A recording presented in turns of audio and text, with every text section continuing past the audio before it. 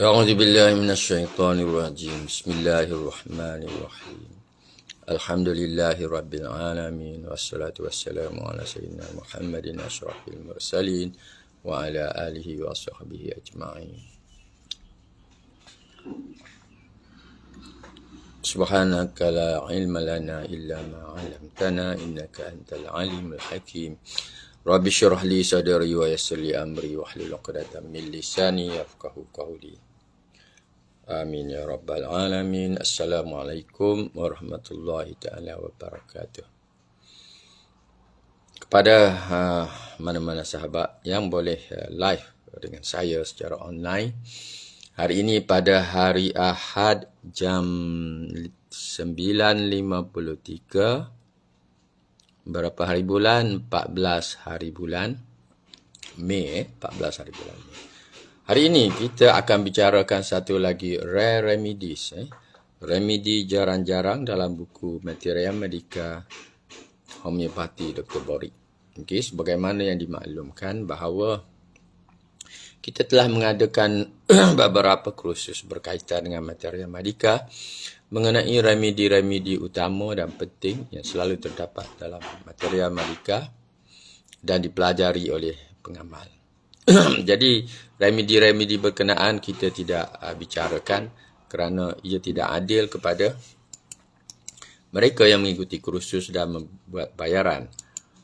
So bahagian yang mana remedi ini kita beri secara percuma adalah remedi yang kita sebut jarang-jarang atau rare remedies, jarang-jarang ditemui, tetapi ada masanya ia juga sangat berguna, dan biasanya remedi ini bukan berupa remedi polycrest.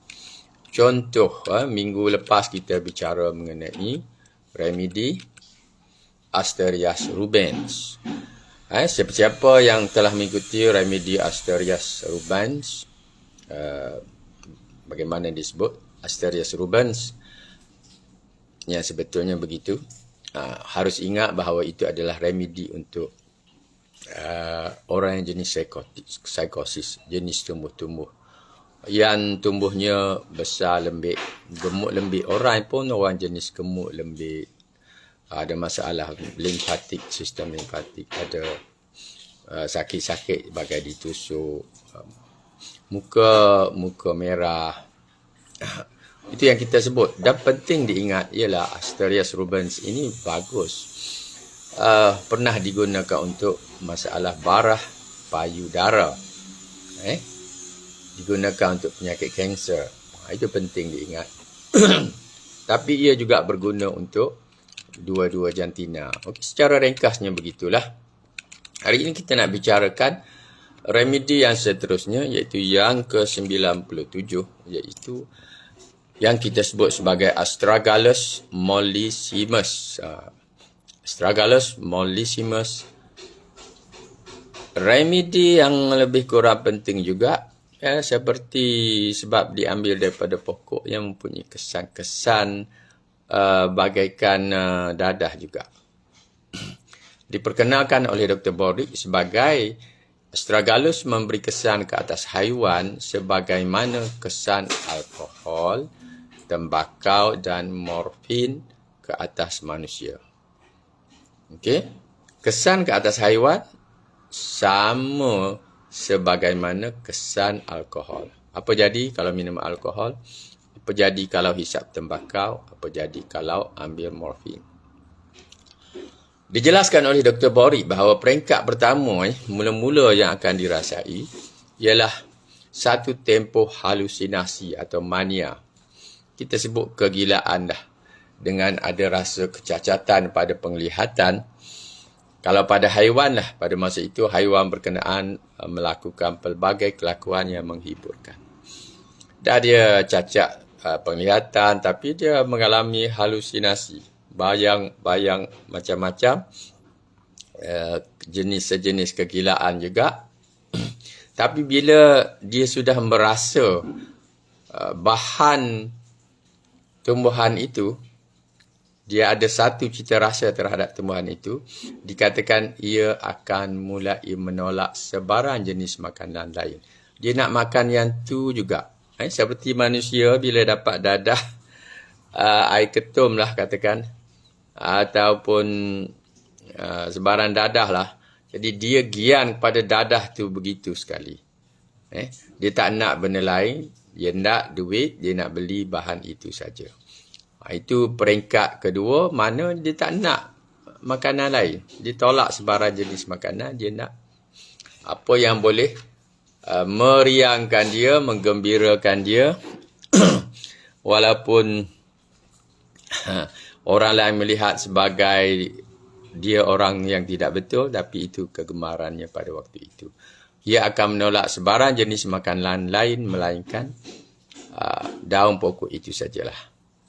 Peringkat kedua, apa yang berlaku kepada binatang, begitulah juga berlaku kepada manusia. Bila dia terkena bahan ini, dia akan lepas tu menjadi kurus. Kekurusan. Waalaikumsalam, Puan Liza dan yang lain-lain. Kekurusan, bola mata dia cengkung, rambut kusut masai, pergerakan anggotanya lemah. Dan boleh mati. Lama-lama boleh mati. Dia boleh membawa kepada kematian. Kepada binatang begitu, kepada manusia begitulah. Bila manusia sudah diracuni oleh dadah, tidak ingin makan benda lain, melainkan menghidu, menyedut, menghisap, memakan dadah. Sebab dia sudah sampai pada peringkat kedua kita sebut tadi, dia akan menolak sebarang jenis makanan lain. Maka pada waktu itu dia sudah tidak ada zat, tidak ada vitamin, tidak ada bahan yang boleh membantu pertumbuhan dia sebagai manusia. So dia akan menjadi sangat kurus. Emaciation, disebut emaciation, kekurusan, tersangat kurus. Bola matanya cengkung. Bukan bola matanya saja, malah seluruh pipinya je akan kelihatan cengkung, rambut dia kusut masai. Lihatlah awan dadah bagaimana rupanya. Dia nak bergerak pun nampak tak stabil.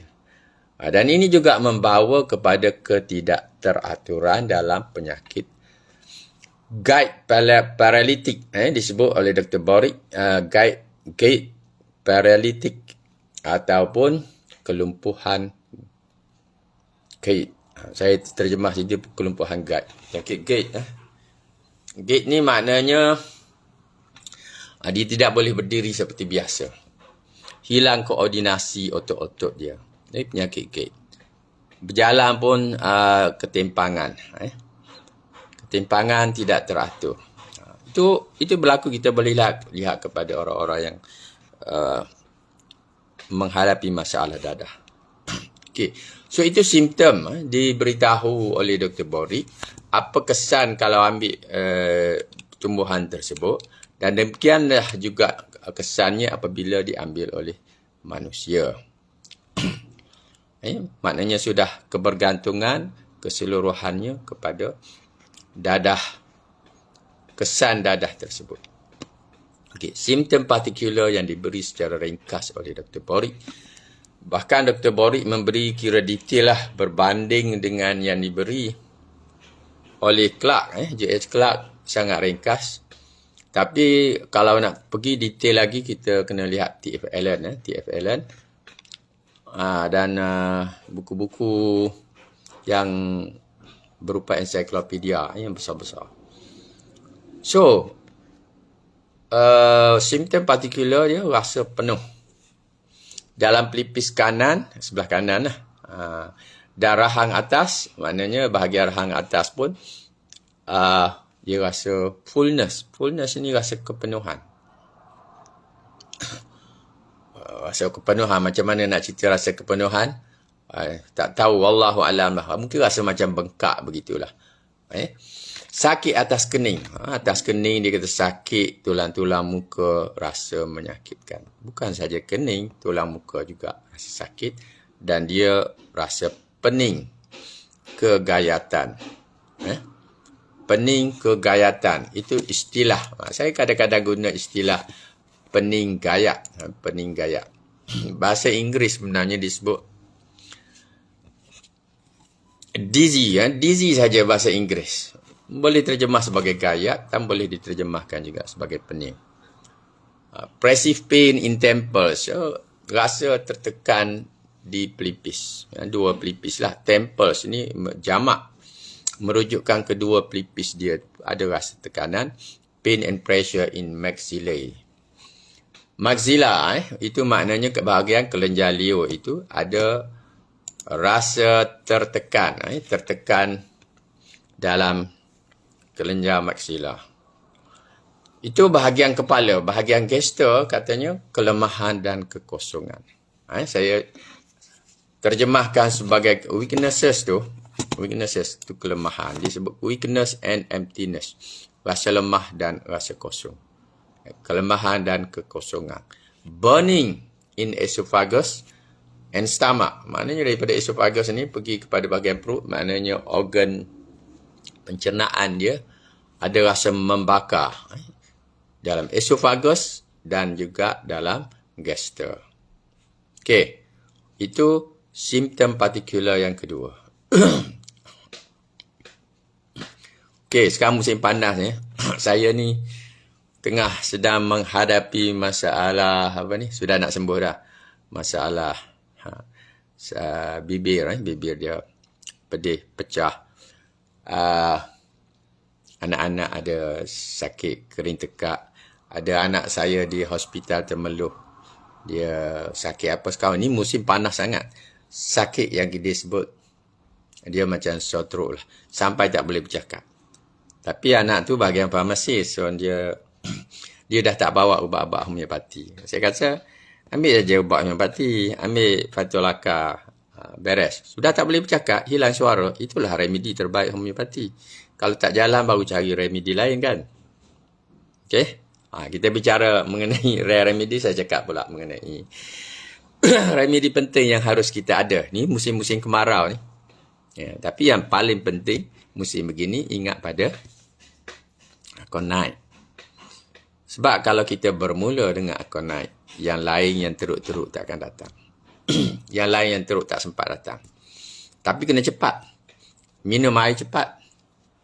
Saya bukan kesan ini. Saya datang ni pecah mulut kerana saya terkacip dengan gigi. So, ambil untuk 2-3 dos remedi. Lepas tu yang lain, ambil vitamin C, ambil vitamin B. Saya tak ambil vitamin B lah. Kita boleh ambil. Minum air kosong yang banyak. Dan juga, saya selalu berkumur. Walaupun orang sebut kumur air garam seperti lain, saya air biasa je saya kumur. Tapi yang pentingnya mesti kerak. Okay? Suasana sekarang ni sangat panas. Kelantan tu sebulan sekali lah hujan boleh sebut. Sangat dahsyat. Di sini kurang-kurangnya dalam seminggu tu adalah 2-3 kali hujan. Alhamdulillah jugalah. So ambil perhatian ya, jaga kesihatan sahabat semua. Okey, kita pergi pada simptom partikular yang keempat dan terakhir yang disebut oleh Dr. Borik. Katanya, purring sensation. Sensasi. Purring in right foot. Rasa dengkuran. Makna purring itu sebenarnya dengkuran. Dengkuran ni maknanya bergetar lah sikit. Dia tidur. Rasa orang tidur tu dia rasa bergetar. Rasa bergetar dia. Tarik nafas. Begitulah rasanya perasaan dengkuran kita terjemahkan dalam kaki kanan di bahagian luar dari tumit ke jari kaki. Seperti tertidur tapi dia macam bergetar sikit. Purring dalam kaki kanan. Dan rasa sejuk bagai ais pada betis kiri. Kita sentuh betis kiri dia tu. Rasa sejuk. Umpama air batu. Okey, itu yang disebutkan oleh Dr. Borik. Pendek saja. Kemudian remedi dibandingkan dengan Astragalus lamberti. Kita dah bicara mengenai Astragalus barita oxytropis. Nak guna dos ke-6. Dos ke-6. Dan J.H. Clark cuma sebut tiga perkara sahaja dalam klinikal. Seperti yang saya sebut, kalau terbitlah buku baru. Saya dah Dah berapa hari dah tak beri tumpuan pada buku baru. Sejak ada kesibukan sedikit. So, saran klinikal yang saya akan sebut di situ dalam ruangan saran klinikal untuk astragalus menzi. Okey. Dalam Dr. J.H. Clark ni, dia tidak sebut astragalus mollissimus. Dia sebut astragalus menziesi. Mungkin juga remedi yang sedikit berbeza. Tetapi dari jenis astragalus juga, tapi simptom dia mendekati. Dia kata emptiness, rasa kekosongan. Yang keduanya painful, bones of face painful. Okey. Tulang-tulang muka sangat menyakitkan dan ada headache, sakit kepala. Okey, 3 saja yang disebutkan oleh J.H. Clark. Emptiness, face, bones of face painful dan headache, sakit kepala. Dan 3-3 itu disebut oleh Dr. Boric tadi. Okey, ada bahagian karakteristik disebut secara detail sikit, dipetik daripada J.M. Selfridge yang telah memakan daun-daun pokok tersebut. Dikata ada rasa membakar dalam pharynx, itu dekat juga dengan apa yang disebut oleh Boric. Dalam esophagus, dalam stomach, dalam perut, ada rasa membakar. Dan ada rasa kepenuhan, fullness, right temple, pelipis kanan and right upper jaw, maknanya atas rahang sebelah kanan. Ada nausea, sedikit loya with shivering and chilliness. Ada rasa seram sejuk. Okey, dengan loya disebut. Ada sebut dizziness and fullness of the head. Okey, pening gayak kita sebut tadi, dan juga rasa kepenuhan dalam kepala. Juga ada disebut oleh J.H. Clark, weakness and sense of emptiness in stomach. Rasa kelemahan dan rasa kekosongan. Rasa kosong perut. Rasa kosong. Kita rasa kosong. Mungkin orang lapar sangat rasa begitu dalam perut. Itu yang disebut. Dan kalau makan, dia melegakan rasa kosong tersebut. Tapi dia tidak melegakan kelemahan, rasa kelemahan. Itu yang disebut oleh J.H. Clark. Nah, dia juga ada sebut mengenai sakit-sakit menekan di dalam kedua pelipis. Dan sedikit sakit di dalam maksila sebelah kiri. Maksila sebelah kiri. Okey, Dr. Boric sebut rasa dan tertekan, sakit dan tertekan dalam maksila. Lebih kurang begitulah. So, itulah remedi kita pada kali ini. Itu remedi yang ke-97, astragalus mollissimus. Okey. So, saya sebenarnya ada hal hari ini juga.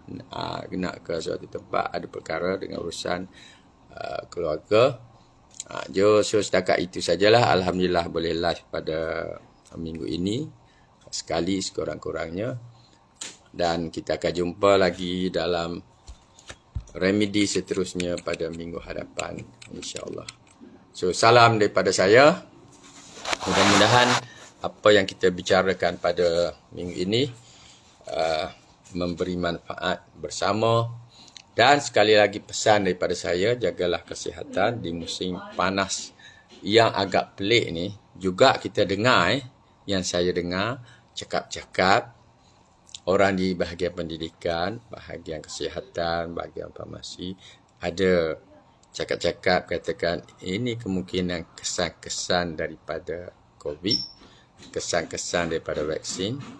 Mungkin ya, mungkin tidak.